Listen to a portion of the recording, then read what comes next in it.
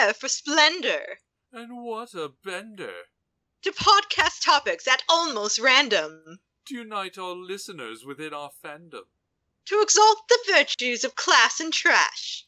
To make our fix all bold and brash. Mama Donovan. Professor Ice. Splendor in the Brass begins tonight. Listening now would be just bright. Yeah, that's just right. Welcome to Splendor in the Brass. I am Professor Ice, creator of Ice Brass Revolution, which you can check out at icebrassrevolution.com. Hey, anyway. But, yes, that intro, that took me a little bit to write. But, I love Team Rocket. Team Rocket was the best thing in the original anime. We'll add that in Psyduck. Yeah, Psyduck's pretty cool. I didn't know how many Pokemon Misty truly had because Psyduck always popped up. I'm like, how many does she have? Like 2? Just Psyduck and like the other one? Oh, and Togepi. But yeah, I'm Mama Donovan, Texas Steampunk Huldra. And hi, I'm Maggie, aka the Ninja Pirate. Yes, we have Ninja Pirates now. Hey, I'm quiet. Well, actually, no, I'm brash, loud, and bold, but I'm a sneaky little thing. Alright, good to know. So, how has everyone been? It's been a couple weeks. We had the Communicast, and last week we had that other podcast, the lesser one. So what have you guys been up to? Okay, well, my best friend, Destiny, she finished her AIT, her Advanced Individual Training, from Fort Huachuca, which was in Arizona. So she came home for like about 2 weeks before she has to go to Fort Lewis, which is in Seattle, Washington. So during that time, we got to hang out a lot, and we watched a lot of movies. Like, we watched a lot of movies on DVD. Like, we watched Salt with Angelina Jolie. We watched The Bronze, which is this independent comedy about this bronze winner from a tiny town who just rests on her laurels and is just a complete bitch to everyone because she's like, hey, I want bronze, I'm the best thing ever, even though she's so washed up. It's a hilarious movie. I love it. And I also showed her Room for the first time, the one that Brie Larson won the Oscar for, because it's so amazing, and I still cry every time. So yeah, we got to hang out a lot. We watched all the movies. We also went to the Magic Time Machine, which is a restaurant that they do. I believe they have one in Austin too. No, they don't. It's not in Austin. Oh, it's in Dallas. Never mind. Yeah, okay. Magic Time Machine. I remember driving by there a few times. It always looked awesome. It is it's awesome. Expensive. It's very expensive. Yeah, it's expensive. Oh, the food is expensive? Well, because it's for the atmosphere. Because all of the waiters are in costumes. Because they're all different characters. So it's like a cosplay restaurant. It's very fun. Yeah, we had Rapunzel, and she was really nice. And there was also Thor and Loki there that day. I like to go on the days when it's busy, because that's when they have all the characters out. Oh, and there was Spider-Man. He was cool. Yeah, I got hit on by Pocahontas. and I gotta admit, I love it, but don't ever ask to go to the bathroom in that place. Well, really? Why? The Body Patrol. Really? Oh, right. Mm-hmm. Yes, if you ask to go to the bathroom, the characters will escort you to the bathroom. Mm-hmm. Wow. Really? Well, because it's in the... Well, it's... Yeah, yes. Okay, so, let's see what else is there. I'm sorry, I didn't mean to cut you on that one. It was just, I love Magic Time Machines. Yeah. So, we had a fun time. Like, we asked Thor where he was during the Civil War, and he said that he doesn't take part in his friend's drama. But he's Team Cap anyway. Because good luck trying to register, Thor. So, let's see. Oh, I also got my MCAT scores today. And I got a 507, which puts me in the 76th percentile. Nice. I know, it's great. It's way better, because last year I got 496. So, I got 11 points higher than last time. 76th percentile, so... I will probably get into the schools that I want because I just want to get into a school in Texas. I'm not looking for the big top medical schools. Wait, so you're going to Baylor then? No, I mean because there's some in San Antonio. There's one University of Texas Health Science Center in San Antonio. There's also one in Dallas. There's one in Galveston, and then there's, along with Baylor College of Medicine, the private one in Houston. There's also the UH one, the public one. Yeah, so there's plenty of Texas ones, and hopefully I can get into one of them. But I got a good score. So, oh my god, I'm so relieved. Good, congratulations. Thank you. I was so worried I would have to take it again in September, but now I don't. Whew. Okay, so what did you guys do? Well, let's see. Finished Food Wars finally. Managed to finish off this series. Really good. Looking forward to season 2. A lot of fun. I liked the character they had as one of the judges. He was all serious type, and then they start giving the really good food. She had some of the best food orgasms. He really went all out for the finale. That was good stuff. So looking forward to more Food Wars. Saw Suicide Squad. We'll talk more about that later. But I did get to watch that. Got to see Harley, their take on Harley. Another one, I went to a local gaming night, board game night at Nerdstock. It's a new game store here in North Austin. Went to their board game, managed to play Splendor. Ironically, played a game called Splendor on this pod.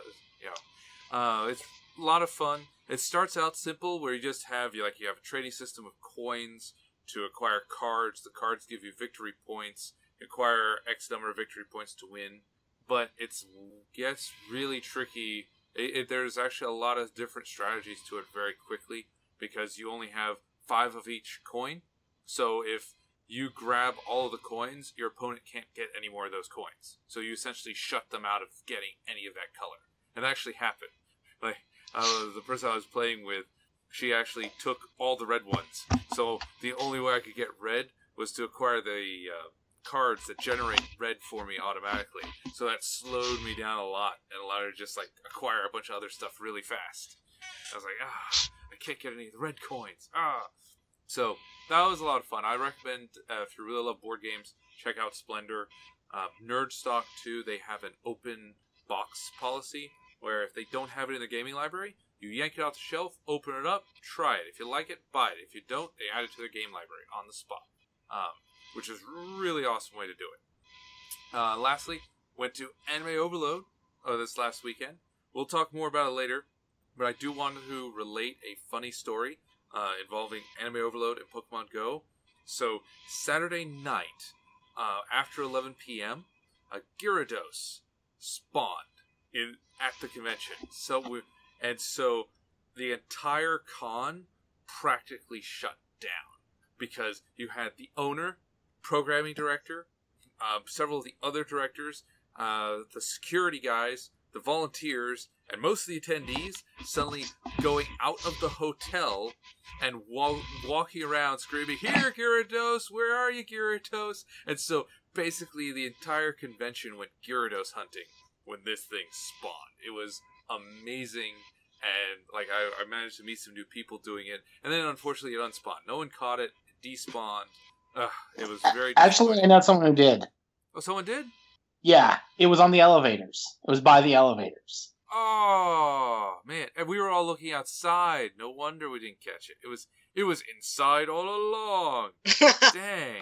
Okay. It's coming from inside the building. Oh, man. We all thought it was outdoors. Okay. But yeah, no, so for 10 minutes or so, the entire convention just stopped.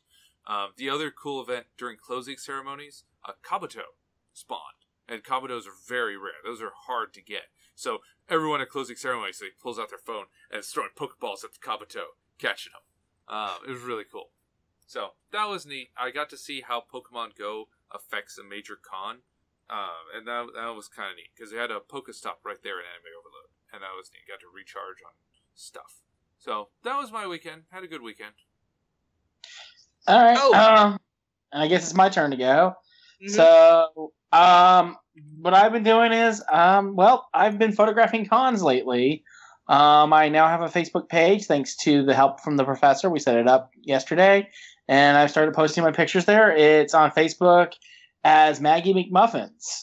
There are now 3 Maggie McMuffins on Facebook. One's a stripper or burlesque performer. One's a drag queen, and one is a photographer. All all 3 of those sound great. I mean, I think I'll just take all of those. Well, I know Maggie McMuffin. It was hilarious. Maggie McMuffin and I performed together in Seattle at one point. It was hilarious. And I know Maggie McMuffins because, well, I am her. And yeah. But I'll talk a little bit more about photographing a con during the Anime Overload and talking about some of the antics I got up to. And I guess I did some craziness by just being me. I saw the movie Independence Day finally, the new one. And I've got to say, it's terrible. I'm just going to put it out here. It's like the last Independence Day. If you expect a plot, you're just crazy. But it was amazingly entertaining for what it was. It just was crazy, and I can't wait to see the sequel. That's all I got to say. It was just hilarious. It really, actually, I love the fact that they said it 20 years after the last movie, and they acknowledged the last movie, and acknowledged the characters from the last movies. They even acknowledged how Will Smith's character died. I mean, Will Smith got a ton of screen time, even though he wasn't in the movie. Mm-hmm. And his kid was there, and it was just, and I was wondering what happened to Data, but he was in it, and God, Brent Spinner has just not aged well. Well, that's why he quit being Data. Yeah. And the movie was just entertaining. The gay stuff was kind of entertaining when we found out that Brett Spinner's character was gay. That was kind of entertaining. Wait, was that the implication there? Yes, they were lovers. Oh, okay. I thought they were like bros or something. Like science bros. Spoiler alert. Sorry. Minor spoiler. Spoil the film at this point. It's been enough time. Yeah, it was. It's terrible. The plot is horrible. I'm like, why are they doing this? A lot of contrivances like you wouldn't believe is that like any Independence Day movie. I think the English loved it because London got trashed this time around. So because I know my ex-wife's her husband, he was just all over it, laughing about it for weeks, and it was really good. And the other thing I've been doing is I've started reading comic books again with a new DC Rebirth launch. So Rebirth basically, so a few years ago, DC said we're going to start our comic book line over again as 52. And yeah, 52 chased away pretty much every old school DC comic book fan because it wasn't what we were expecting. It wasn't DC Comics that we remember and cherish from our childhood. Well, Rebirth was created to address this. At first, I was all into it, but now I'm starting to get out of it because I'm finding out that it's just 52. But I'm seeing where it goes, but it seems to be very 52-ish still. But supposedly at some point they're going to merge back to the old universes. So it's really cool. If you're an old school DC fan, they're really trying to bring us back into the game. And the comics are really good. And it's starting to harken back. And it has the old Superman in it. And it's got some, like, Wonder Woman's a little questionable. But the one I'm loving the most is Aquaman. Mm-hmm. Oh my God. Aquaman is amazing. I can't even go to it. It's just the story is really well. It's a lot of political drama. It's Aquaman, well written. He's a king. He's a badass. The U.S. government hates his ass and is trying to kill him. Black Mantra's in there. It's good. And the other thing I've been watching a lot of the new cable channel called Viceland. Vice. I don't know if you guys know what Vice magazine is. Vice magazine is this kind of magazine. Yeah.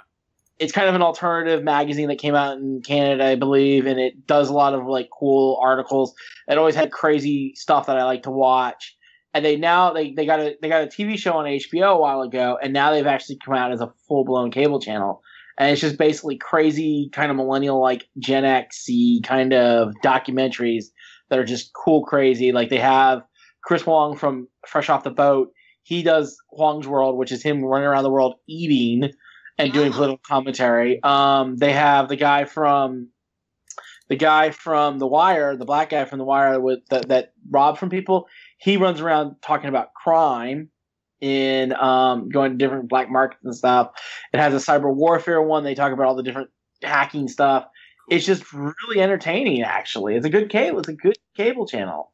I was pleasantly surprised. I mean, it needs a little work. I mean, it needs to be longer, and some of the marijuana stuff I really could do without. And some of the ones are just hit and miss. The fashion one was really cool too, where they had a girl going around, a fashion model going around, talking to different places and seeing fashion in different parts of the world, like China and some places. Oh, that sounds awesome. And it's really cool to see the different cultures and how they do their fashion takes. Mm-hmm. So, I mean, so it's a cool channel. I mean, if you get cable, it's something to definitely take a pokey at. If you don't have cable, there's always Vice.com. But, so those are the things I've been watching and doing. On to our topics, I guess. I forgot one more thing that I did. Okay, so Barnes & Noble does their Get Pop Cultured events, where they have, like, sales on certain stuff, and they have fun little events. Well, this past Saturday, they had their Marvel Day, so comics were buy 2 trades, get the third free, and they also had trivia. And so me and my friend Destiny went because she misses dressing up for stuff, and so they encouraged cosplay. So we went in her Captain America uniform and my Winter Soldier uniform, and we went to that. And I got 23 out of the 25 questions that they had.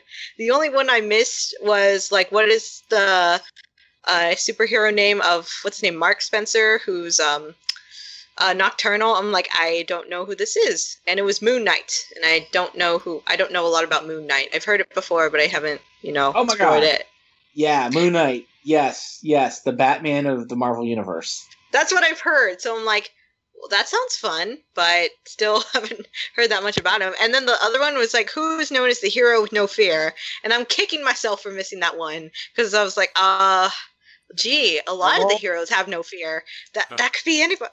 And it was Daredevil. And I was like, come on. His name's Daredevil, of course. But I was like, ugh. Yeah. Moon Knight, I think Moon Knight will be getting his own series here soon on Netflix. Yeah, I think I heard about that.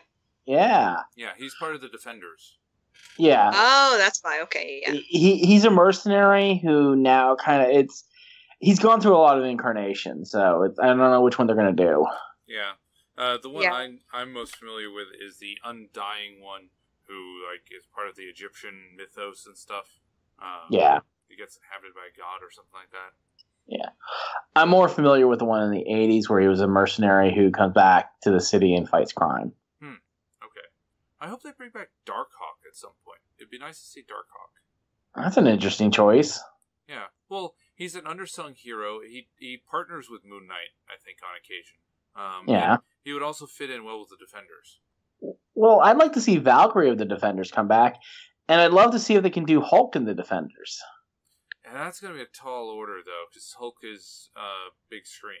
They don't like mixing the big screen characters with the little screen characters very much, which is one of the problems I have with the Marvel Universe, Cinematic Universe. It doesn't have a lot of problems, but one of them is the split between the movies and the TV shows. They're set in the same universe. They do the TV shows reference the movies, but the movies almost never do anything with the television stuff. I'm really waiting for Coulson's big reveal of, "Hi guys, I was actually alive. Hi," At this point, I feel like Steve would be like, "Oh yeah, that guy," because it's been so long. It's just like, "Oh yeah, you. I remember you."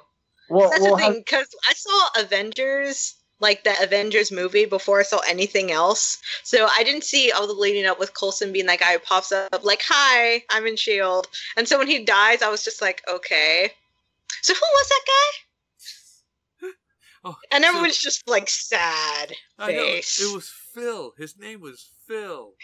Oh man. No. His name was Phil Coulson. Yeah. His name was Phil Coulson. The build up around Phil Coulson was something I did not expect.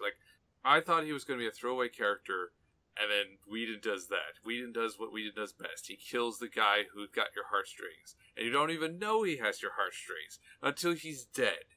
And then you're like, oh, now I'm emotionally invested in this movie. That's what made the first Avengers movie so good. I think that's when he tried to replicate in second Avengers when he killed Quicksilver. Spoilers. But it didn't work as well because we weren't as attached to Quicksilver as we were to Coulson. Because we just met him. And, I liked him, but, he hadn't been there very long. Yeah. But it sucked because I wanted to get to know him, and then I wasn't able to. So I'm like, well, damn. Especially since the X-Men movies actually use Quicksilver fairly well. So you're just like, okay, I've got some expectations here for this Quicksilver, and you kill him Well, before you have him in development. You got to remember, there's property rights going on there too. Oh, I know. And don't get me started on the Avengers, the second Avengers movie. It was really bad. Oh, and really, have we seen Shield much in the latest event in the latest Marvel movies? Anyways, I mean, Fury left. He's gone. He really wasn't even in the second one that much. Yeah. Fury was not in Civil War. They had some kind of explanation for why. They are saying Fury will be popping up though at some point here. Although the thing is with this Civil War was so fast that he could have been like busy in something for 24 hours. Yeah. And then he finds out, wait, what happened? What do you mean Captain America's gone? Yeah. Are you telling me that Captain America is now a refugee from the United States taking refuge in Africa?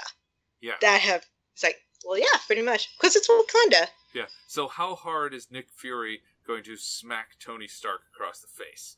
Well, they've tried choking him, they've tried slapping him, nothing works. He's still Robert Downey Jr. It's incurable. Mm-hmm. Well, I mean, let's be honest. I mean, the whole Marvel universe, I wonder where it's going at this point. Because, I mean, the Civil War was good, but where do you think it's going to go? Well, Agents of S.H.I.E.L.D., the last season, they started to unveil more about the Accords there. And while in the Civil War movie, it was mainly a conflict of Captain America saying, no, the UN is kind of stupid and useless. I'm not going to obey politicians. Because the last time the League of Nations was around, we got Hitler. And I don't want that. So, and last time, I trusted S.H.I.E.L.D., and then they, turns out they were Hydra. Exactly. So, and I hadn't stepped in and actually questioned the helicarriers, because he's like, these helicarriers don't seem like a very good idea. Yeah, and then it turned out Hydra was going to use them. And it's like, see, if he hadn't stepped in, millions of people were going to die. Yeah. So the last one, it focused mainly on Cap's distrust of large governing bodies, which has so far been completely founded by everything we've seen in the movies.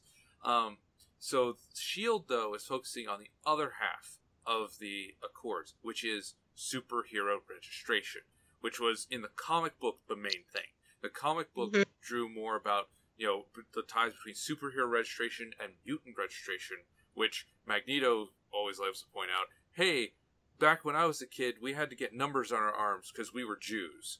So that was the thing. And then Secret Invasion, of course, showed why superhero registration is an insanely bad idea, because, again, you hand all that information to people who should not have it. So, but S.H.I.E.L.D. has already started to delve into that. Like, they've already had government agents in S.H.I.E.L.D. talking about superhero registration. It's like, hey, you've got an Inhuman on your team. She needs to be registered with the government.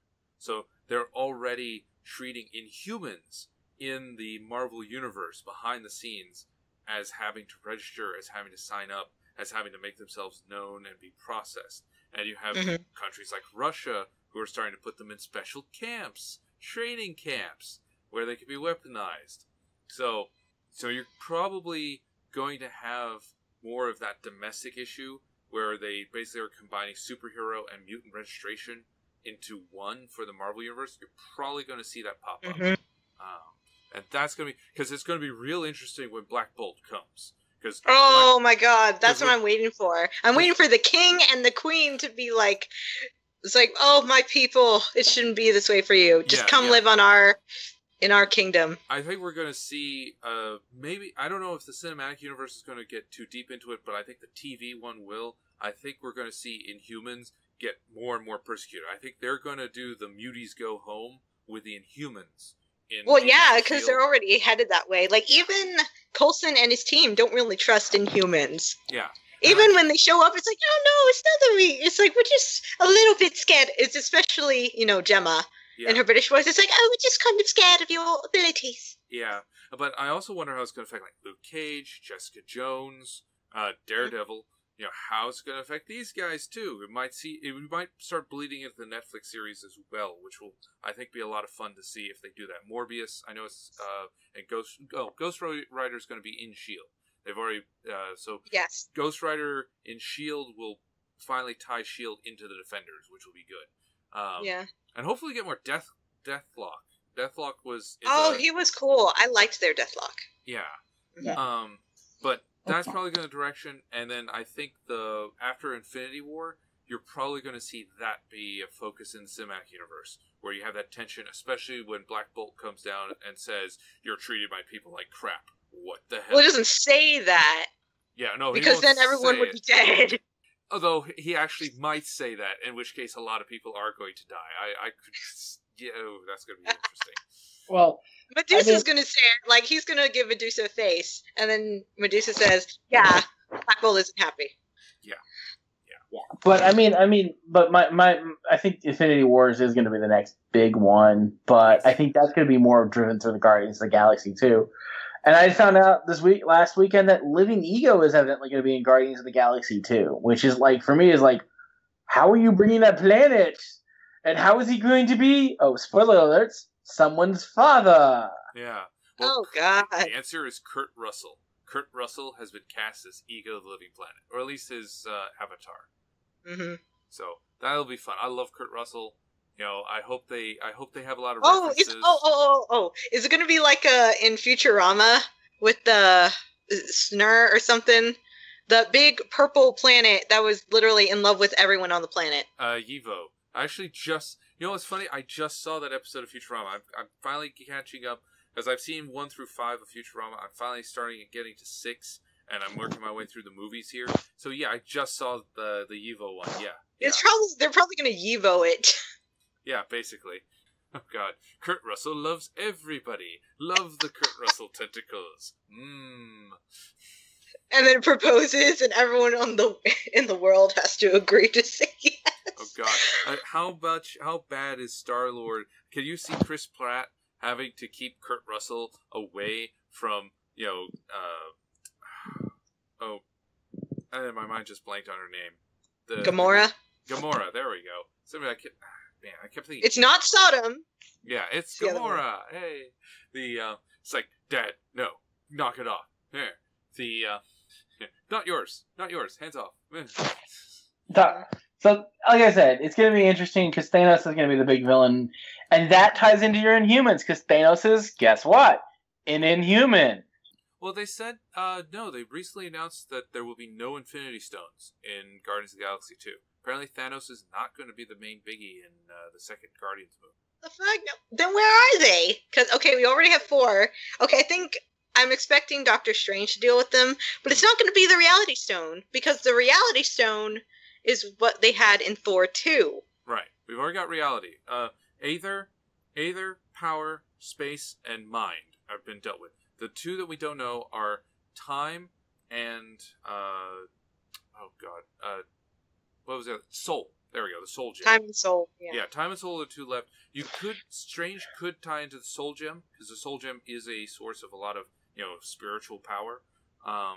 The Time Gem, I don't know where we're going to get that. Ragnarok. That might be for Infinity Wars. Like, they're going after that last one. Because time seems like, the kind that everyone wants to mess with the most. Yeah.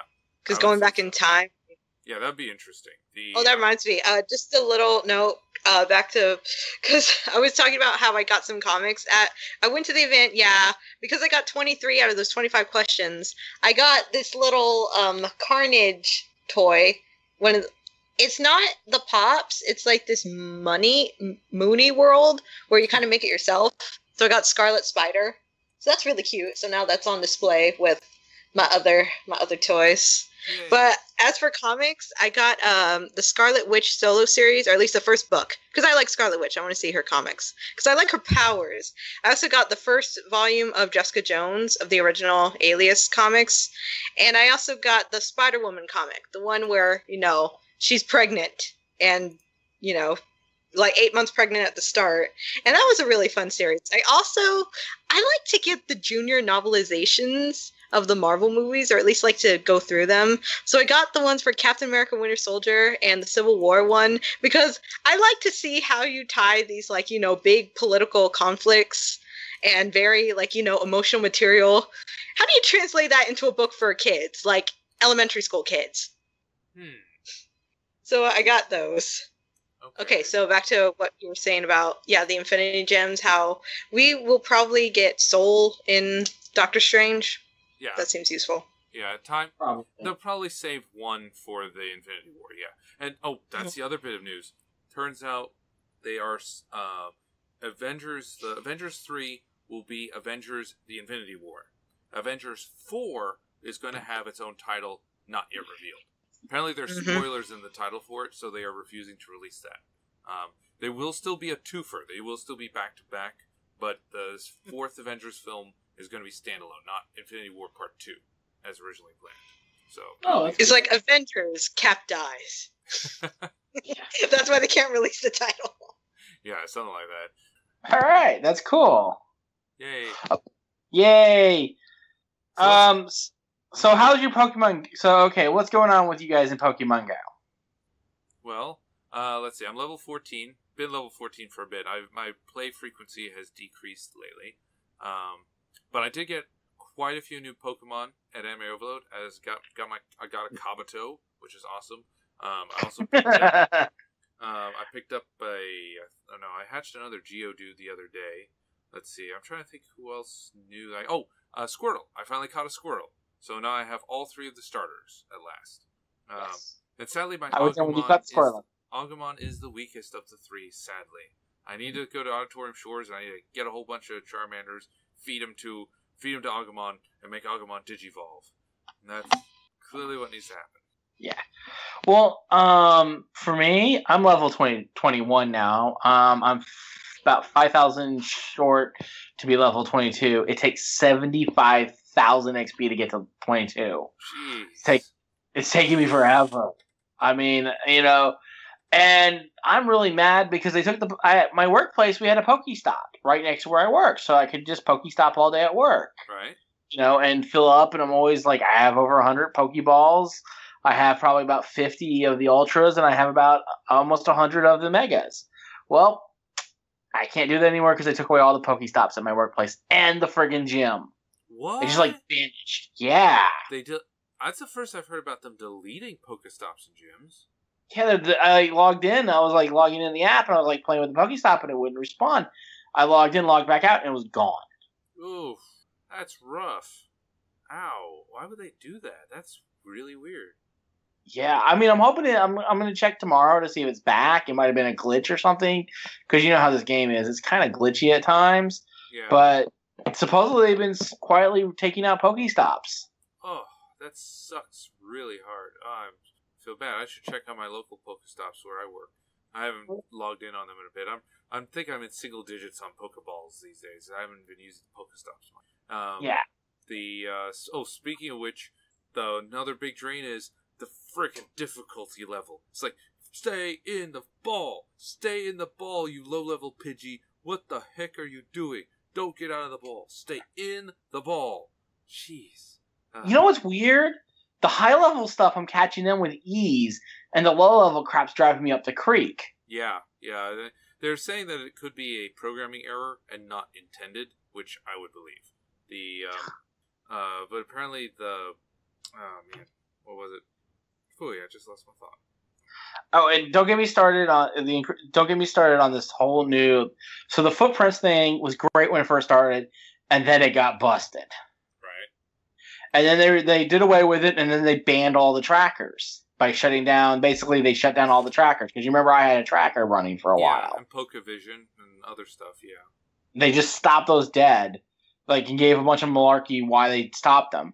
And now they've replaced it with this nearby thing. And nearby is just, oh, look, it's grass with a Pokemon in it. Yeah, sightings, yeah. I don't know.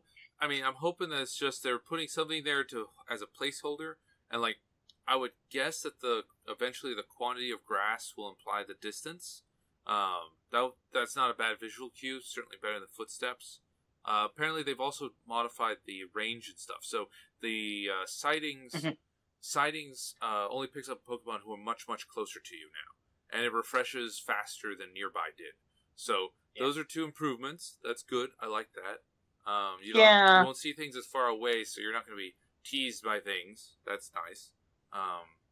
But hopefully they get some kind of indicator of where is it? How close is this thing? I want a proximity detector. Please. Well, the other thing I don't like is this just game is just getting it's just not the same. I mean, it's losing. Like they're taking like I said, Pokestops are vanishing. It's getting harder to play the game sometimes. Yep. We put up with a ton of crap of bad bugs in the game. Yeah. Oh man, like yesterday, I went and battled. I battled for a gym, tore a gym down, dropped it to its white state, went to add a Pokemon. Mind you, I've been fighting on this gym, and I could not put a Pokemon in the gym because it could give me too far away. The gyms are messed up. It's just there are so many issues they need to address. My main issue with it is the gameplay is starting to get repetitive for me, because it's one of the flaws I'm seeing in the fundamental approach is it's basically like capture a Pokemon with the strongest CP and trash the rest. So it does not encourage you to form a connection to your Pokemon. You basically just see your Pokemon as a collection of numbers, and if they don't measure up, you trash them. Go into the grinder and get turned into candy, you little useless thing. Whereas the Pokemon games are supposed to be about, you're my pet, you're my companion, you're awesome, you're the one I want to be with. So they kind of screwed up in that sense. They did not encourage you to connect with your Pokemon or to keep them very long term. So it's very ethereal bond. Like it's they're there one day and candy the next. As soon as you catch something stronger, they're candy. Boom, done, gone. That's more in line with the Pokemon games. I mean, you never really played the Pokemon games much, but in the Pokemon games, you didn't have, you were collecting them all, and you didn't have an affinity to the Pokemon, all your Pokemons. But yeah, they're really. I mean, I have an affinity for some of my Pokemons because I let myself have that affinity because I grew it from like a little Pokemon. Like I have a Pidgeotto that grew all the way up to being a big giant thing, and it's like my fourth strongest one. But I mean, like most Pokemon, I just lose them. I don't care about them. I mean, all I focus on is how many Vaporeons do I have in my fighting force right now? How many Vaporeons and Executors can I have in my fighting force? And it really, I mean, there's a couple little minor Pokemons I wish I could put more focus in. Like, I would love to build up a Psyduck or my Golduck. You remember when we got our Golduck? Yeah. That night when we got our Golduck? Oh my gosh. But it's just, I don't know. The game I've lost interest in the game. I'm like, it's not as with when they did away with the trackers. I liked being able to kind of know what was in my area, or hey, I'm going to go here tonight. What is in this area? What can I expect? Where can I go find this exotic Pokemon that I'm looking for? Guarantee that I know it's there. I've seen sightings of it in my little app, so I know it's a spawn ground and kind of know where the spawn grounds are and wander around there. Like I did that a couple times. I got Seals that way. I got a fighting I got a Hitmonlee that way, and now it's kind of like, I mean, the tracker still technically works, I guess. But I'm hearing that they're messing with the trackers, even the local trackers now. Because with that Gyarados, I could have fired up the tracker while you guys were hunting. I should have fired up the tracker before I sent you guys out. Yeah, I know. Yeah, but, I mean, it wouldn't do a whole heck of a lot of good. Yeah. But, yeah, I think the other problem, again, I think they also underestimated how much time people are going to spend on this. They designed this game for the casual 10, 15-minute player in terms of the gameplay that's there. People are investing days, and by the time you get to a certain point, you'll run out of stuff to do. It gets very samey pretty quick.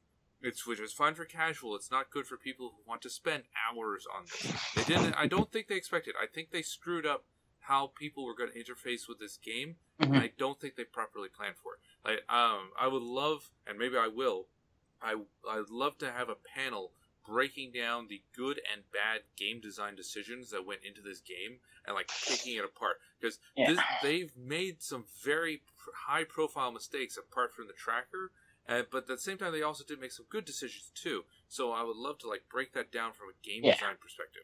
That's the developer in me. On a lighter note, it looks like I've taken a poll. Most of my friends seem to think that Spark, Blanche, and Candela they're in a closed triad. So most people are agreeing here that it's not like Blanche and Candela vying for Spark's affection. It's like all three of them are sleeping with each other, like in a triad. Like they're all just. Oh, you're kidding me! With each other. You're saying all the teams are insidious. No. Spark, Blanche, and Candela, the leaders. So basically, Spark is the cute one who relies on Blanche for brains and Candela to like train him, but all three of them are lovers. I can see that. I can Yeah. see that. I think it's cute. I'm looking. I want to see new features. I'm really looking forward to seeing what they do in the future to make this game fresh. Because I mean, once they finish up with the rollouts, they're gonna have to make. There's like because supposedly fighting's coming, and from what I heard, the fighting just sounds like, oh god, it's gonna be terribly expensive. And trading, which I've been saving Pokemon for you because I'm a little higher hand, and thanks to the fact that I get Mouse like they're candy. Nice. Yeah, I could probably get a much more powerful Meowth than what I have. I'm glad I have that, but you probably have a better one. I have a Persian for you. Huh? I have a Persian for you. Oh yeah, that too. I could be Giovanni finally. Because you're doing the whole Team Rocket thing, so I'm like, you need a Persian. Yeah. But I mean, like I said, I'm like really starting to lose interest in Pokemon Go compared to what it was before. I mean, I had a little fun at the con, but I didn't even like at Anime Overload. I didn't play it that much. Yeah. And you remember when the Jura spawned? I didn't even bother to go with you guys. I just sat there with my laptop and kept working. Yeah. Well, I caught a lot of Magikarp. The Magikarp spawn rate at Anime Overload was very high. So I've got I think about 50 Magikarp candies now, which is great. I think I started at 20. Now I'm at 50. I'm like, yay! At about 200. Magikarp, come to me. I'm almost 200 Magikarp candy. Nice. That's pretty much so funny. And that was kind of going through my head. I'm like, no. I mean, as fun as it would be to catch a wild Gyarados, I kind of want to be that person that spawns one. Yeah, I want to evolve one because, darn it, that's the dream. Magikarp, I choose you. Evolve. Yes. Well, and also, I mean, that's the other thing is when you're saying there's not much gameplay, you got to make your own fun with the game too. Yeah. Like I have a 10 CP Magikarp just to stick on gems. And by the way, you're not the only one. Apparently, that's a trend. A lot of people are doing that. Apparently. Yeah, well, it's funny as that. You do it. I mean, I laugh every time I do it. I'm like, I took your gem. Yeah. Now here's my Magnikarp. One of these days, I think we should get people from all the teams together and just do a Magikarp every gym day, where the goal is just go across every gym, slap a Magikarp in there. Nothing but Magikarps everywhere. In every gym in a city. Yeah, but I'm saying that's not going to happen because there's too many jerks out there that would ruin it. Oh, sure. But you pick a region or something like that. Something that you get enough people that can patrol it and upkeep them. So you get like your bruisers who will take it down if someone goes in there, and you get your people with Magikarp who load it up. Yeah, that would be entertaining. Yeah. But, I mean, enough on the Pokemon Go. I mean, we can talk Pokemon Go all night, I think. Yeah. So, Luke Cage trailer dropped, going back to the Marvel. So, what do you ladies think? I mean, lots of fan service here. Okay. You're not going to like the first word that came out of my mouth when I saw it, but I was like, Shaft! I was like, so Shaft. It's Shaft! Shaft with superpowers. Well, I mean, come on. Luke Cage, originally, if you read the original Luke Cage, which I did, because I love Luke Cage I went to the original Luke Cage, yeah. He was a Shaft clone. He was Shaft with superpowers. Yeah, he was trailer. He was an homage to blaxploitation. Yeah. Yeah, and I had a coworker once said, "Did they just like take the entire '70s and shove it into that comic book series? Because they had the Bionic Woman with Misty, the trusty black woman, and the kung fu guy, and and really, it's kind of shafty, but I'm looking forward to it. I'm actually going to watch this one." Yeah, I like the guy, the main baddie. He plays a really good role in House of Cards, so I'm looking forward to seeing him in the Marvel Universe. I don't know what... Yeah, I remember that guy from, he was in the Hunger Games, he was in the Mockingjay. Oh, okay. Ones. He was, what's the name, Boggs. Yeah, he was really cool in that, so I'm really glad to see that actor again. Yeah.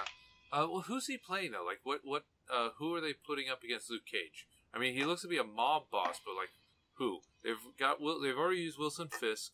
They've got the Hand there in Daredevil. Who? Rose. Huh? Rose.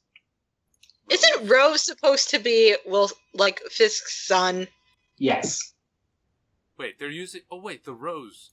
Oh, right. Yeah, Spider-Man went up against the Rose a lot. Yes. Oh, okay. Wow, that is a somewhat obscure baddie from Marvel history, man. Well, I don't know if it's going to be the main villain, but that's who I would go with. Yeah. Oh, you don't know if that's actually going to be him or not. Okay. I'm hoping. Yeah, it would be a good choice. It could be, especially with the color schemes they're using. Like, all the red. I'm like, if they, rewrite the Rose backstory, then it makes sense. Yeah. I remember they had a storyline, War of the Roses, something, like Spider-Man was in there. I'm really hoping Spider-Man, like, Spider-Man and Daredevil team up at some point. I mean, Webhead and Shellhead are supposed to be, and Hornhead are supposed to be the two. You know, they go out and they buddy up, and it's fun. Ah, man. But I mean, Luke Cage looks good. Yes. I mean, it's definitely got Shaft overtones. Definitely got some black exploitation tones in there. You know, the whole. Especially, Harlem. It's already in Harlem, so. Yeah. And even the music in this trailer is just like. Yeah. I think I'm going to enjoy the Luke Cage series more than Jessica Jones. It looks way less depressing. Like, unlike Jessica Jones, who had to, like, work to become someone who stands up, it looks like Luke Cage is already committed to, like, nope, I'm going to be a hero. I am going to protect people here. Going to do this. Are you sure?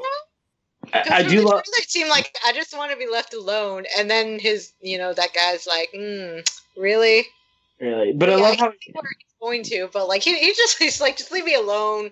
Yeah. If this is after Jessica Jones, he's like, gotta pick up the pieces of my bar, and. Yeah. Well, I think. I mean, the other thing is. Oh. What? Oh, sorry. What were you saying? I think he's going to start the reluctant hero, but I like the fact that since the trailer shows him saving people, I'm pretty sure we're going to get to that pretty quick. They'll probably just be like an episode or two, and then finally, like, someone he cares about is threatened, or someone close to him is threatened. He's like, okay, nope, not going to do this. It's good to see more Claire, yeah. Yeah. So, hopefully he gets to the heroing pretty quick, and that'll be good. Yeah. I'm like... But anyways, Luke Cage coming in the end of September. We're all going to watch that. Yes, definitely. That is something we should all watch together. And I still need to finish season 2 of Daredevil. My God, I just realized I haven't finished that one yet, which is terrible. Of all right. Part. Speaking of other trailers, we finally got to see the Justice League trailer. Yes. Yes. Yeah, Aquaman. It's got all the liquid flowing in more ways than one. Anyway, that was terrible. I'm sorry. I mean, Aquaman is that gothy hotness that I like. Yeah. Well, it's Jason Momoa. Jason Momoa is an awesome dude. Very nice guy by all accounts. And he just I loved him in Stargate Atlantis. And seeing him in this role, it's great. It's great. It's a very solid choice for Aquaman. Ever since he was first announced, I was excited for it. And everything in the trailer makes me go, yes, this is good. This is going to be good. Yeah, what about the Flash, though? I didn't like the Flash. The Flash was a little too young, I think. Yeah, I mean, I like the Barry Allen I see on TV better. Yeah, Grant, the Flash TV is the Flash. He's because he's so shiny, he's happy, he embodies the Flash of the cartoon series without being as much of a buffoon. He's hopeful. He is a symbol of hope, which is great for the Flash, because the Flash is the lighter character on the team. You have Superman, who's the beacon, the stalwart beacon, but the Flash is the happiness. The Flash is what keeps everyone's spirits up. Even Superman sometimes needs to smile, and the Flash does that for the team. And that's the TV Flash at it. Like, when Flash and Supergirl met, that was one of the best crossovers I've seen, because that was just relentlessly positive and like, oh my God, what do you do? Oh, that's what you do? Oh man, that's so cool. Let's trade notes. It was so great. It was like two heroes meeting without slugging it out. At best they have a race. They're friendly competitors. It was wonderful. It was good to have that kind of Silver Age nicety back a little bit, a little lighter tone. This Flash, I don't know. I'll give him a chance, but he's too young. I don't know. Well, let's see what happens. I mean, we'll see what happens. Yeah, I thought it was cute. I just like that stuff right there. Mm-hmm. I'm in. And Bab was just like, oh, really? And at least we know it's going to be lighter because do you talk to fish? Yeah. Yes, love that line. Ben Affleck must have been laughing so hard. I mean, I want to see the outtakes of him delivering that line, because I wonder how many times he busted up laughing before he could deliver it straight. Just because I mean, I just see him and Jason Momoa just doubling over and be like, oh my god, did you really have to? Oh, jeez. And I do kind of like that. It's like more or less. It's like more or more or less. More or less. He said no. He said no. Yeah. That was good. I like the trailer. I think it's going to be better than Batman v Superman. It's not hard. I like the team they've got here together. I don't like the fact that they keep shoehorning Cyborg in there. I know, because he doesn't feel like I know he's in the Justice League, but he feels more like a Teen Titan, because that's what he's mainly known for. Yeah, he's a Titan. He's not a Leaguer. I mean, the other Leaguers, they should have had Martian Manhunter, or Shazam, or Hawkgirl, Marvel, or Hawkman. Hawkgirl would have been good. Hawkman, Hawkgirl, those would have been good additions. Adam. The who? Just saying, Adam.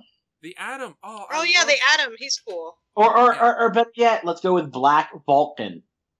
Okay. You guys, obscure. Okay. Super Friends.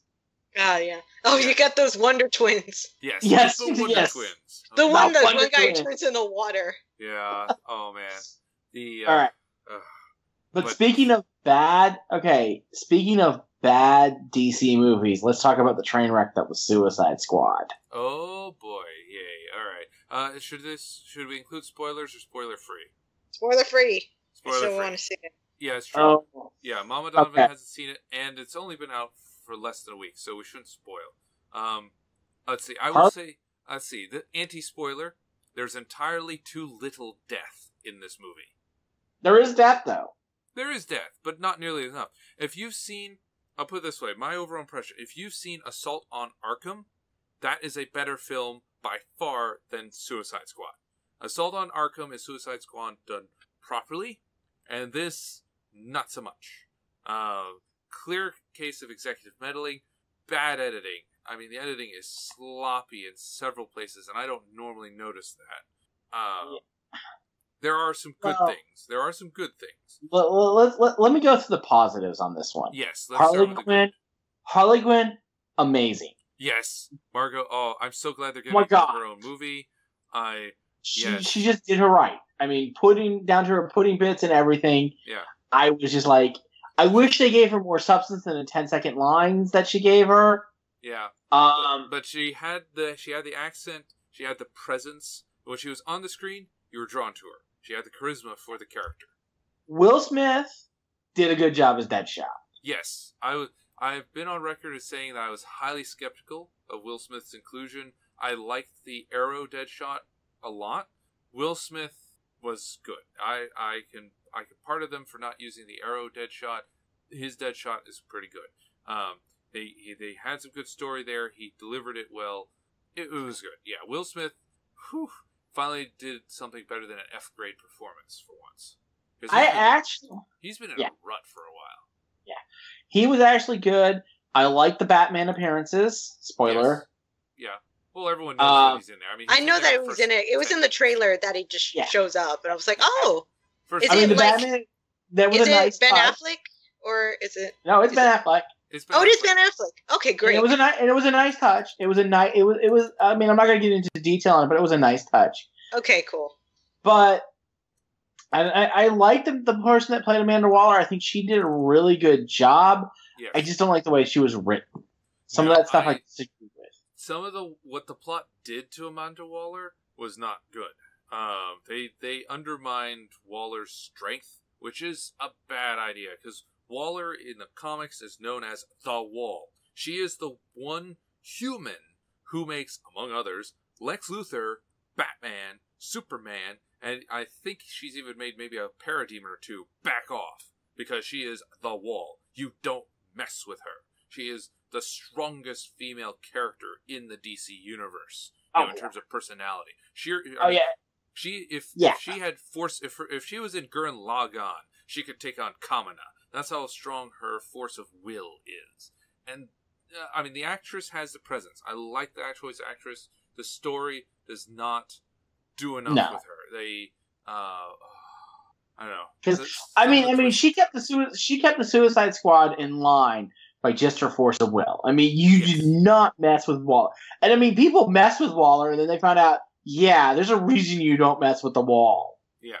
I mean, you either kill her outright immediately, or you just back off. That's the only way around it. And usually, good luck in killing her, because you can't kill that woman. Yeah. I mean, they did her correct. She's usually thought of, oh, you want to kill me? Nope, this happens if you do. I mean, and she's always 3 steps ahead. In this movie, she wasn't 3 steps ahead, in my opinion. And, I mean, I wish they had done it more like she was in JLU or in the comics. Just not very good. It was very 52-ish. This is the problem I had with 52. They were doing more of what Waller's like in 52, which decreased from her badassness. But the bad point, and I mean, I like Captain Boomerang. I actually was crying and cheering when Captain Boomerang appeared. Everyone around me was looking like weird. Why do you like Captain Boomerang so much?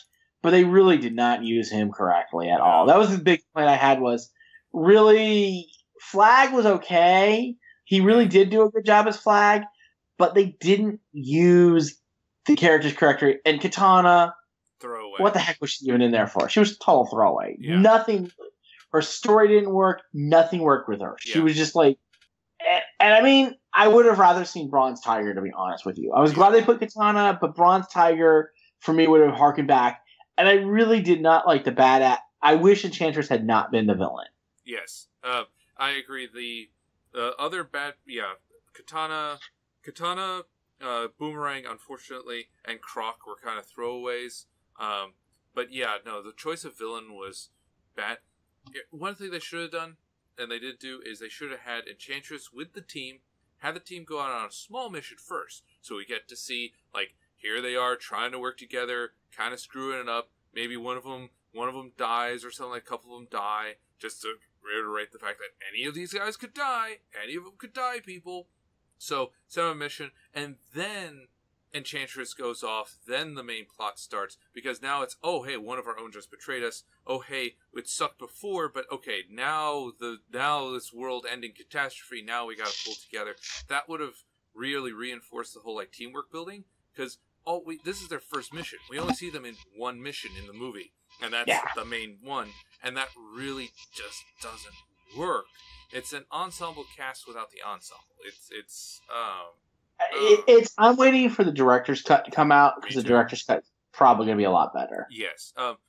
We know that the executives recut the film, and as I've described it to several of my friends, basically the executives said, okay, does this scene have Harley Quinn in it? Yes? Keep it.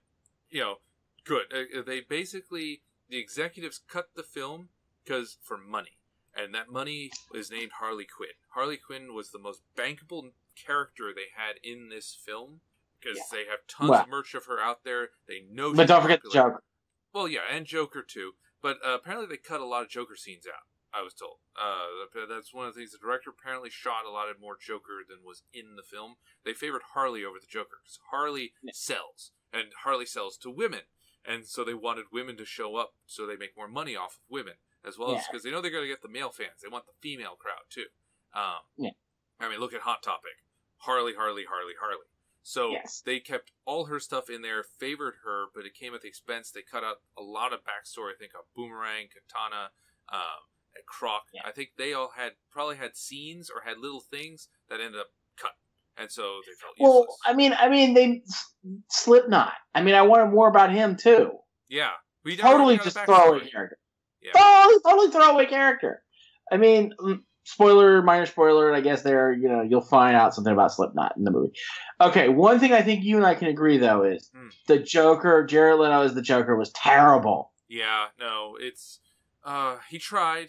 I mean, maybe I could see that Jared Leto might be a good actor, but he's not a Joker. He lacks the charisma.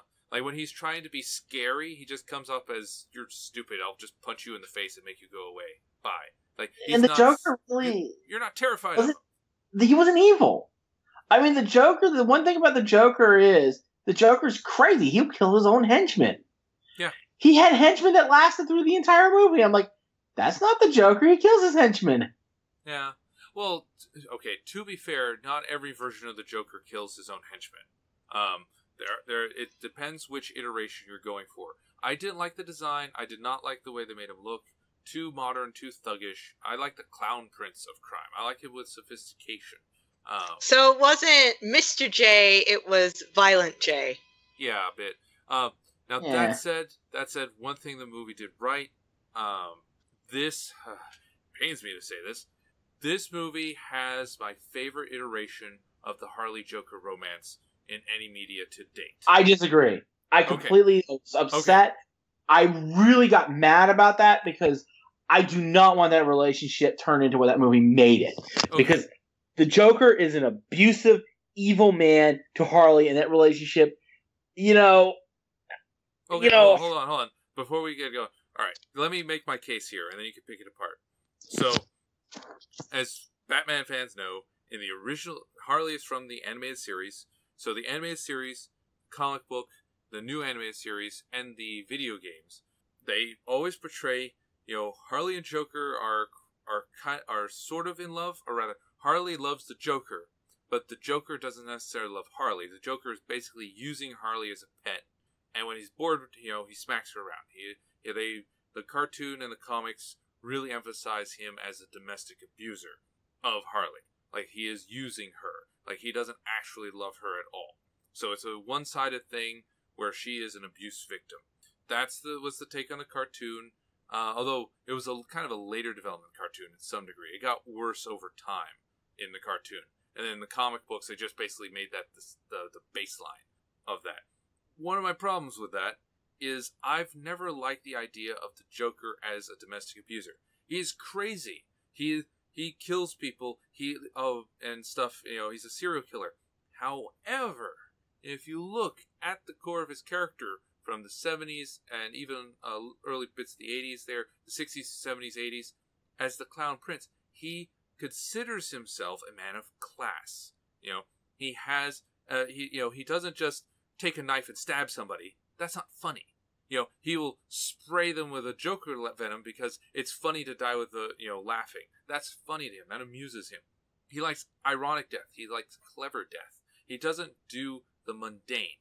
And domestic abuse is very mundane. It is out of character for him to be a domestic abuser because it cheapens him as a character. That's what I've never liked the Joker being portrayed as someone who would just smack somebody around because it's beneath him. And he says as such several times in like some of the older comics. He's like, no, I'm not going to do that. That's beneath me. I'm going to be clever. So this movie gets rid of that. You never see him smack her around. You do see him using her. Like when the relationship starts, they make it very clear that the Joker is using her to get out of Arkham Asylum. And, he's manipulating her. She falls for him. And he's basically just pushing it to see how far she's willing to go. Because it's like, well, this is fun. All right, I'm going to, electrify your brain now. Whee! All right, are you going to jump in that vat of chemicals? Are you? Oh, you did. Wow, okay. And there's a scene. I am doing a little bit of spoiler, but it's just backstory. Most people know this backstory. So Harley jumps into the vat, and the Joker walks away, and he's like, oh well, that was kind of fun. Then he stops. Then he thinks, and it's like, dang it, I kind of miss her. And so he turns her back around, jumps in, and actually saves her. And that to me is like, that's actual character development. That's old Joker. That is Joker as he used to be. That's Joker where it's like, oh, he actually formed an attachment to something, and now they're crazy, but they're not abusive. And so they have the mad love, but they've gotten rid of the domestic abuse. So they're basically two very crazy, deeply disturbed individuals who are crazy mad love with each other, and they express their love unhealthily to others, but to each other they actually do work. And I thought that was cool. Like that's the kind of villainous love story that I like and that I enjoy. All right, Professor, I can see your point. Okay, I'm more of a purist and wanted more in line with the comic book. I don't want. For me, you like the old school Joker.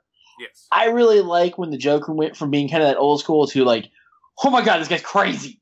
What the hell is he gonna do? Like when he beat up Robin, I still remember when he killed Robin. That was like one of those moments in my childhood, my teenage years, where I was like, oh my god, he just killed Robin? What? Whoa!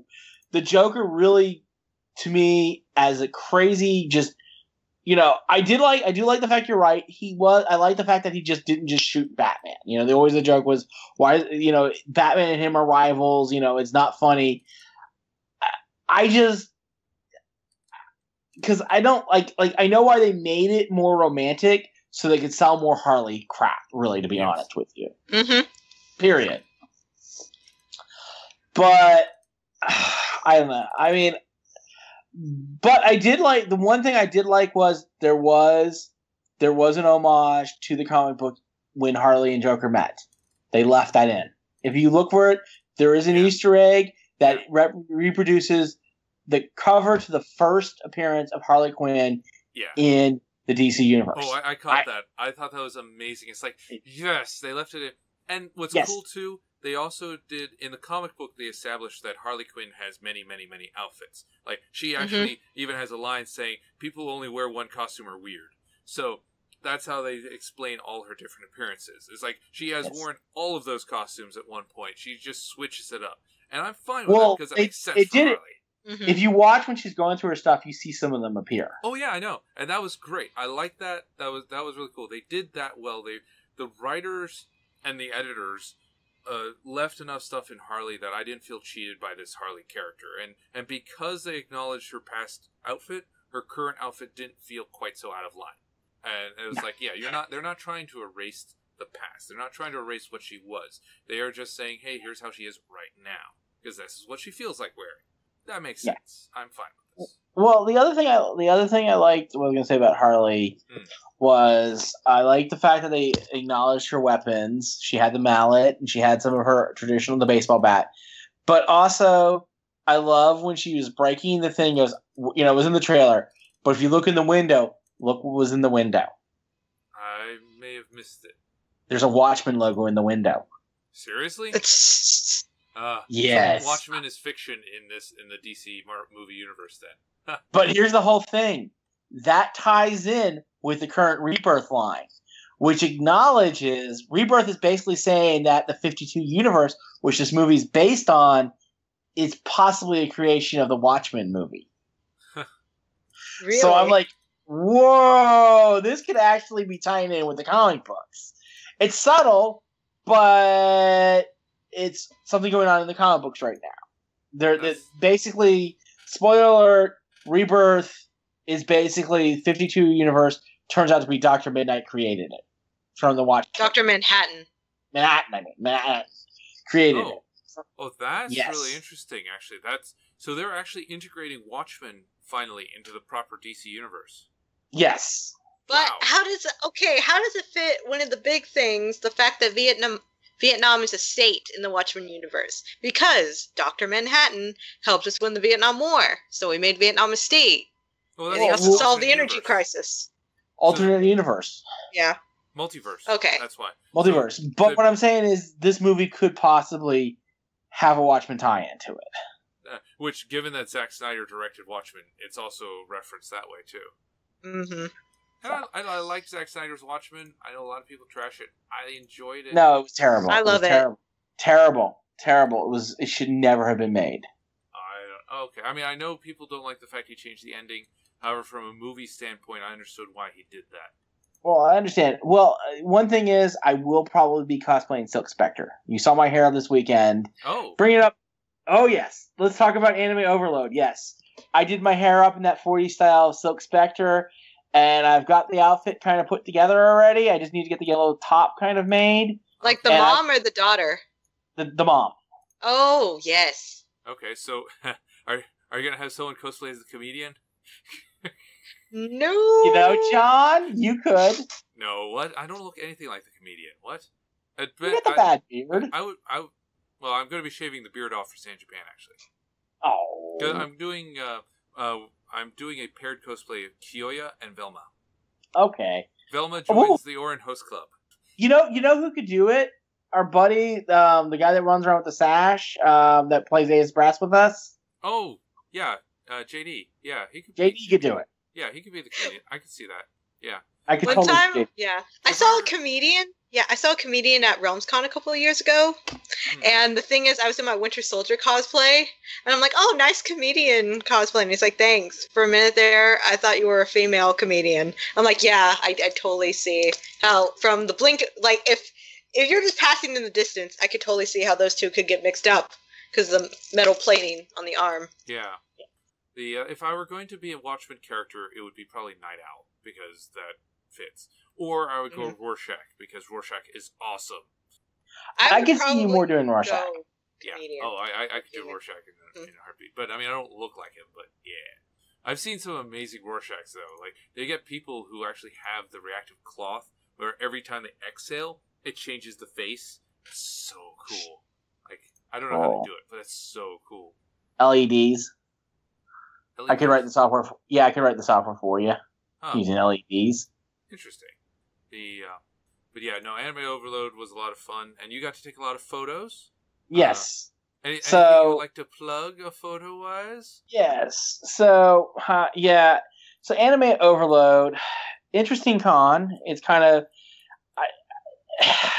I'm gonna have to go and say that I like Anime Austin better of the two cons, the two summer cons in Austin. Okay. It felt more Anime Austin felt more intimate. This Anime Overload was really spread out, honestly, for the space. I thought the panels were really good. I really thought the guy that did all the programming really did a good job with the panels. Yeah, that would be Ben Hamby, who is an amazing gentleman. It was really good. Some of the other stuff I think could have used work. Okay. I think we spent way too much time in the friggin' karaoke room. You even got me singing. Oh, yeah. Oh, yes. So I did karaoke, and my playlist included Wannabe by Spice Girls, the Pokemon theme, obviously, Let It Go. I did, Big Balls by AC/DC. I Wish I Was a Lesbian. Made its way in there. Let's see. What was another one I did? God. I know I did at least one more. Do you remember? Oh, I don't remember. I was too busy trying to get these dang photos edited. Yeah. No, I think I did some. I think I did some others. I did a duet. You did a whole bunch of stuff. Yeah, I did several and had a blast. And while I was editing photos, I was too busy playing with my pet dog. For that, I picked up a little stray while I was there and played with her a little bit. Yes. The hookah fairy. Yes. The hookah fairy. Yes. Which brings me to what happened in Anime Overload. So basically, at Anime Austin, I was wandering around with my camera taking a few pictures, and the professor hooked me up with the main guy that does photography for Anime Overload, and he gave me a slot on the staff, and I was like, cool. So I got a all-access pass to go wherever the heck I pleased at that con. I didn't abuse it. I did not go into the green room. I don't think I would have been allowed in the green room, to be honest with you. They probably would have stopped me at that. And I didn't really go into the staff room too much because, well, you don't go in the staff room. But so basically I just ran around and took over 1,000, I think 1,200 pictures when I was all said and done. And I didn't realize, I just thought this is the way you did it was you take your pictures, you then go and post-edit them, and then give them to this con. So I spent the entire con, I would take a whole bunch of photos, and then I would edit them together, and so at night I would get off my shift and then spend 2 or 3 hours editing my photos on Friday and Saturday, and even on Sunday a little bit. And I would just sit on Saturday I sat in the karaoke room doing my editing when I got kicked out of the con suite. No, one thing, by the way, one thing I want to mention here is that it is very, very unusual for a photographer to edit their photos at the con. Most of the time when I was con staff, we would have to wait months for photo staff to finish editing their photos because they would take it home and it would just take forever. And then usually, in some cases, we wouldn't get photos of a con until 2 months before the next con, which really hampered our ability to promote. So a photographer able to get photos on site that you could use right away is really awesome. In fact, if you go to the IkiCon/Anime Overload group, you'll see a lot of the official photos that Anime Overload's been posting. Quite a few of them were taken by Ninja Pirate because her turnaround time was fantastic. And it wasn't just turnaround time; they were high quality too. As far as they're very usable. You took good shots and you got them delivered quickly. It was I think I needed a lot. I wish I had more time to work on a lot of these shots because obviously I was just editing, go, edit, go, edit, go, edit, go. Like I think I took a picture of you one Sunday and had it turn around in 30 minutes. It came out okay, but it could be better if I had more time to edit it. If I'd taken a half an hour to edit it, it would look a lot better. Yeah. But most shots I had maybe 2 to 3 minutes to edit each shot, and I did the best I could. I also did a lot of like HDRing, so I took a lot of. My camera allows me to bracket, which is I take one shot and then it has different apertures for that shot, and then I merge those shots into one shot, and then that gives me the depth of shadow and light that I need to make it look a lot better. I need to work a little bit on getting better with my lighting sources and stuff, and just some personal things that I noticed through my photos. But the weird thing was, so I had all these edited photos. I found out I owned the copyright to them, so I went into the group and said, I formed this little Facebook page per the suggestion of the professor.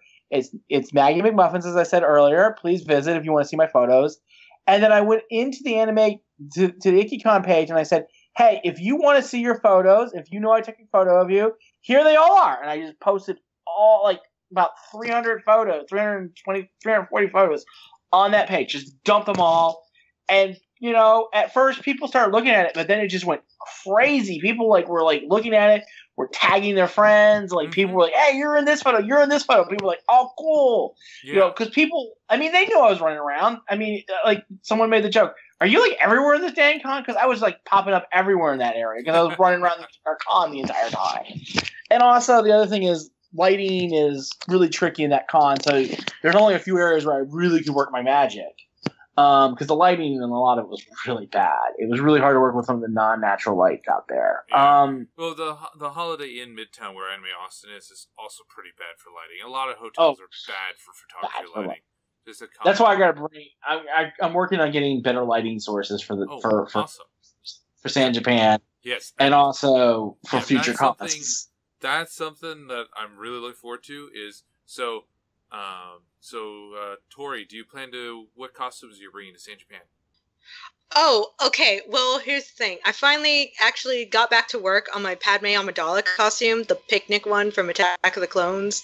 Mm-hmm. And I'm probably going to alter my Winter Soldier one. Instead of the big leather corset, which has been killing me for the past 2 years, I think I'm just going to get a jacket, like the black jacket that he wears in Civil War, and just cut off his sleeve. So it's just going to be a lot easier for me. I'll still use the metal sleeve that I have for the arm. So I'm going to adjust my Winter Soldier cosplay. I'm probably going to have my Padme Amidala costume done. Cool. And I don't know, I might just, for Sunday, just like the lazy day, I think I'll just have my Scarlet Witch costume again. I don't have a red leather jacket. I have a red shawl that I use. And it's the... That'd be nice. Yes. Well, anyways, nice. So while we're on that note, I'm taking bookings now. If you want your picture taken at San Japan, contact me, which, since you know me personally, well, you know me through this podcast, contact me and I will take pictures of you and give them to you for free. Yep. All right, awesome. Yeah, Ninja Pirate will be doing free bookings. Also, the reason I asked about the costume is we got a group shot coming because the entire Communicast will be assembled at San Japan. This is our first Avengers movie. Will be this San Japan, all of us together on stage. And so even I think I'm going to be there. Yeah, exactly. And you shall be our photographer chronicling the event. It will be glorious. Well, one thing I wanted to add to the whole photograph thing. I didn't realize by doing what I did by editing on site and posting literally that morning on Monday that I dropped a giant gauntlet in the Texas con photo grouping because people are scrambling to put their stuff up. Yeah, I saw 3 or 4 other people post behind me. Yeah, I shared the photos that I took. I mean, obviously I'm amateur hour just promoting ICE there. Speaking of which, yes, I ran one game session of ICE, had 4 new players, and I did my workshop on Sunday, and that was cool. I think we had 8 or 9 folks for the workshop, and that was really good. I posted up my photos there on the site. I've got some more that were taken for me by another person, who I'll be adding to the ICE album and sharing that up, so that'll be good. So, and yes, before we go into the last segment here, because coming up on closing time, but yes, San Japan. Remember, we've got 2 panels here that are Communicast themed and endorsed. We have Bad Fanfic Reading by the Communicast. That is going to be Saturday at 7:30. Yes, I believe it's still 7:30. Although double check the schedule to make sure it hasn't changed, because the schedule may still change. And that's true. And then Sunday, 10 a.m., Birth of an RPG, the tabletop workshop. I ran it at Anime Austin and Anime Overload. Now I'm running it at San Japan. I've gotten pretty good at running this, and each time people come up with something different. It's amazing to see the games people create at this workshop. So please attend. It's Sunday morning. I know most people are going to be hungover or possibly still drunk, so the results will be really, really fun, I think. So, go to those 2 panels. It'll be awesome. And don't forget to plug. You're going to be this weekend. You're going to be up north in Killeen. Right. Yes. I forgot. Yes, and Ice Brass Revolution will be at Geek Fest this Saturday, all day, basically, just in the game room, running games as people want to play games. So that'll be cool. Hopefully I get like 2 or 3 sessions in. Never been to Geek Fest before. It's up in Killeen, where I've never been before. So it should be a lot of fun. How much is Geek Fest? I don't know. You can check it out by looking at Geek Fest on Facebook, or let's see. Or going to starsatnight.org/geekfest. They have wristbands and stuff. Let's see. Wristbands. Oh, come on. Where's the wristband? Oh, there it is. Get yours right now. Click here. Okay, so I'm clicking there.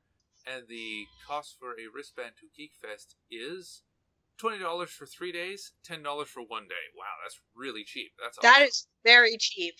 Yes. For con prices? What? Yeah. Yeah. Wow, that's cheap. That's a good deal. Yeah, it's at Central Texas College in Killeen.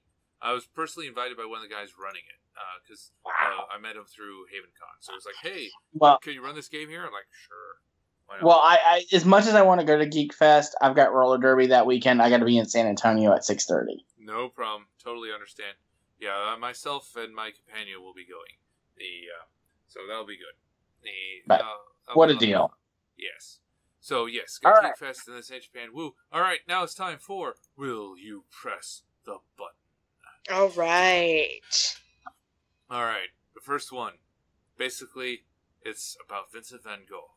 You become the greatest artist humankind ever had or ever will have.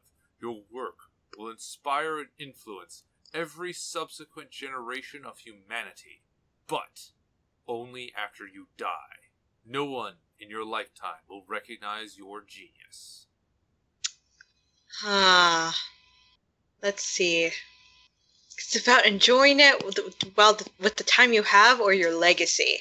So, I don't think I'll press the button. To be honest with you, like my photography, which is an art form, I do it for the love of my art. I don't do it for the love of fame. I enjoy the fact that people are enjoying my photos, but I'm irritated that I have to publish a bunch of crappy photos to make my people happy. Really, I don't care. I would be happy just making the art. Okay. I might press it, maybe, because I do like. So I would press it. I like the idea of my art outlasting me. I don't mind too much about this lifetime because your life is short. Forever is much, much bigger. So I might press it. I'd have to think about it. I would want to achieve the recognition in my lifetime and then also achieve immortality. I want it both. A little greedy there, but a little bit, maybe. I'm ambitious. I don't care. I would do the art for the sake of art. Art to me is something you do for the sake of it. I mean, it'd be nice to make money off my art, but in this day and age, art has become exploited. Yeah, it's true. All right, next one. Unlimited access to internet wherever you are. But every selfie or Snapchat you have ever sent will be published in newspapers.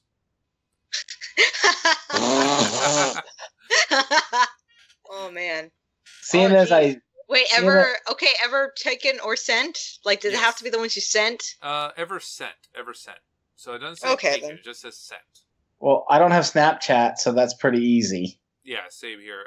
I've only taken a handful of selfies, but I'm trying to think of 0 selfies as far as I can remember. One selfie I specifically took just to show my sister how badly my face looked after it rained. I was trying to walk home, and then it was Houston, so it was a bright sunny day, and then it just instantly rained on me. Oh.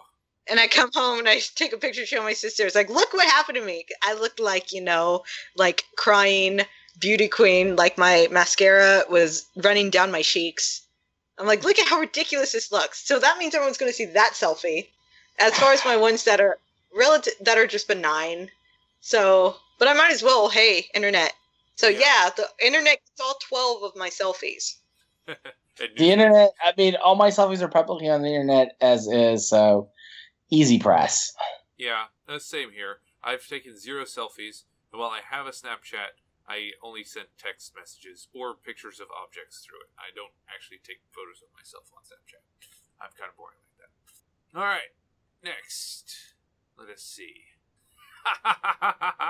Oh my god. Alright. Oh, jeez. Alright. Your IQ is now 185, but you have very mild autism. You describing us? Yeah, we're basically I'm basically describing everybody in technology ever. Yeah. So. Well, it says slight autism. Yeah, it says very mild autism, so you can assume high. So that's like a lot of my friends. Yeah, that's one of my friends told me that's most of the people in Austin. Easy press. Yeah, easy press. I'm pretty sure 185 would be an increase for me. I think I'm in the 140, 150 range. I don't know. I never got an official IQ test. I got something else. I think my IQ was measured at 145. I was 5 points too high to qualify for special education needs back in the 90s. Wow. Cool. Yeah, I don't think I ever had the official IQ test when I was in school. It was something else. It was like Education Index or whatever. Something else. But, I mean, I probably already have high-functioning autism at this point in my life, so... I've never done anything...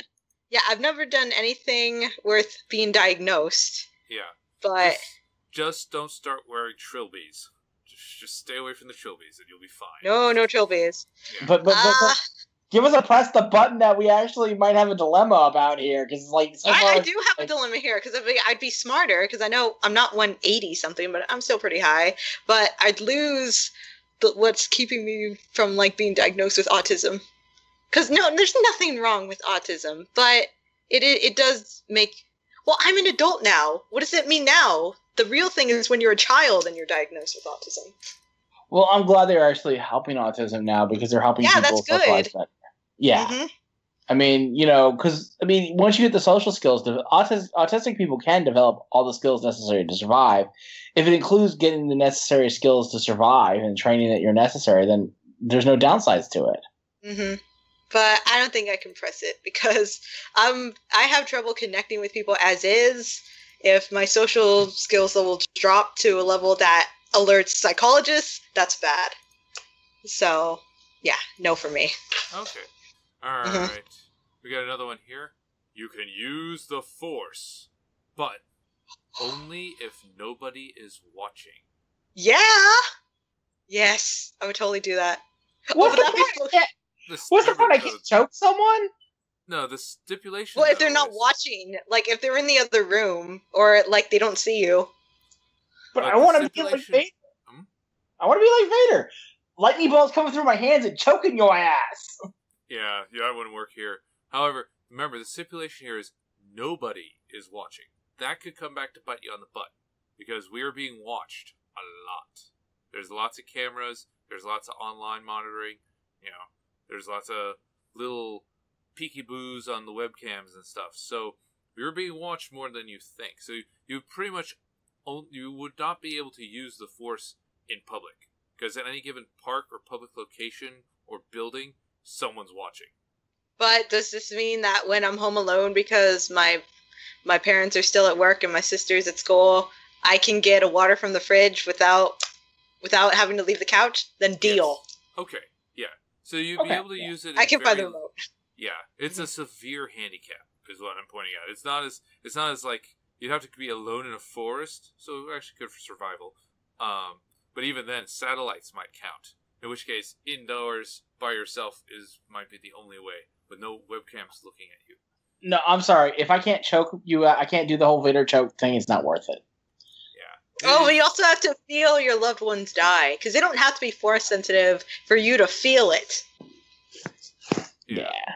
So I guess the trick is you could strangle blind people. Well, you could strangle Daredevil.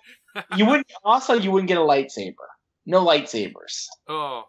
What? Well, getting a lightsaber doesn't have to do with actually being force sensitive. You could get one if you want to. Well, it just wasn't a part of your training. The tech doesn't exist. But having the Force does make you awesome with weapons in general. Like the Jedi don't use blasters. That doesn't mean they're not really amazing at blasters. Oh, and that means that when I cook French toast, I don't have to worry about getting splashed by the oil when I flip the bread. Oh. So that's awesome because I'm like, okay, I'm gonna do it. That one almost got me. But then I can't get on America's Got Talent and stop bullets. Nah, it's not worth it. I mean, it's a useless power at that point. Oh yeah, I can do it when no one's looking. Let's see. All right, I'll find one more here. That was a little too personal. I like that one. Let's see. Oh, gee. Okay. Well, this might be interesting. All right. You would have as much money as you want, but every day you would have to suffer painful procedures. A painful procedure? Procedures, plural. No. Every day. No. Nope. I can't look forward to... Yeah. So basically you're a human guinea pig. Yes. You are sold yourself to science!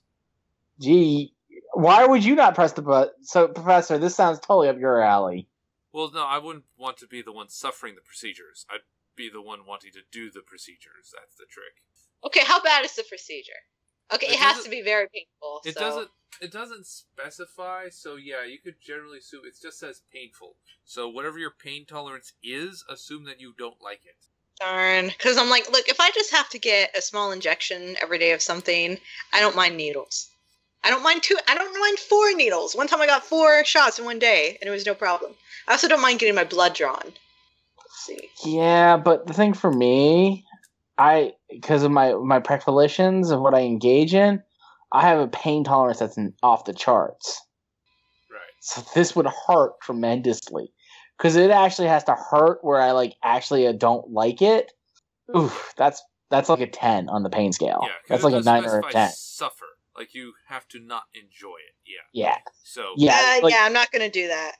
Yeah, I mean, I enjoy pain up to a 6 or a 7 sometimes. Yeah. So I mean, this is like a regular 8, not 8. Like 8 would be scary, and 9s and 10s constantly would just no. Yeah. Mm-hmm. So I would not press the button either.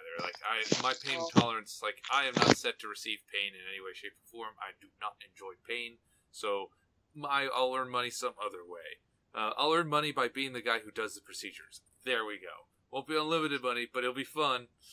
I get to hurt people for a living. Yay! No, I'm kidding. But it's for science. Anyway, all right, that is it for Splendor in the Press tonight. Yay! Join us next week when. Let's see, we will spend the entire hour ranting about Once Upon a Time, because it pisses off Black Nappa 101. Because screw him! Ha ha ha! Anything you would like to say to the people at home before we sign off? Check out my photography on Facebook, Maggie McMuffins. And see y'all at San Japan. Yep. Go to icebrassrevolution.com, AESbrassrevolution.com. Or AES Brass on Facebook. We just got several new likes on the page. As I said, I will have my workshop on San Japan. Really looking forward to it. And you can find me on Saturday at San Japan. I will be Kiyoya. I'm shaving off my beard for it, so I will have a Velma on my side, by my side. So if you are going to be a Scooby-Doo or Orin Host Club cosplayer on Saturday, I will totally pose with you. Yeah, and also please come to our bad fan fiction panel. Yes, and listen to the promo video for it. I did something really crazy with there. Oh boy. Yeah, and it's really fun. Yes, and I have picked out my bad fanfic, and boy, it's a bad fanfic. Yeah. And I picked out mine. It's not the one that's like actually mine, the one that I wrote that I want to, just drive people crazy with. Unless the audience seems like they're ready for it, then I'm going to bring it out. Well, but if not, I'm just going to go for the tamer one. Make sure you bring that with you, Tori. Like, I want to do a group... Just in case! I want to do a group read of that one. I think we should all read it. Yeah. But it's not like... It doesn't have a bunch of different dialogue, but yeah. Oh, just like Popcorn. You read this passage. Well, it doesn't have, like... It has a narrator, and it has Cap, and it has Red Skull, right? Yes. Okay, and so you would be Cap, John would be Red Skull, and I'll be the narrator. That would be fun. Yeah, that's clearly what we need to do. Yeah. All right. So, good night, everybody. Thank you for listening. Join us again next week. Woo! Bye-bye. Good night. Bye.